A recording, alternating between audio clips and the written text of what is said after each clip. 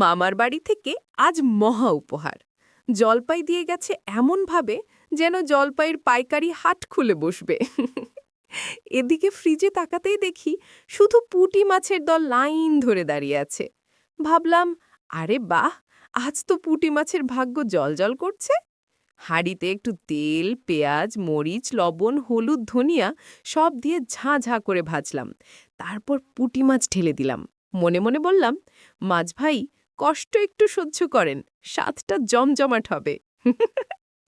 রান্না অর্ধেক যেতেই মামার জলপাই ঢুকলো হাঁড়িতে। মনে হলো যেন বলছে, দূর হারে, আমার ছাড়া কি রান্না হয়? শেষে যা হলো, ঝাক্কাস পুঁটি মাছের টক। ভাতের সাথে এমন মজা লাগলো, মনে হলো আত্মাও খুশিতে লফাইতেছে।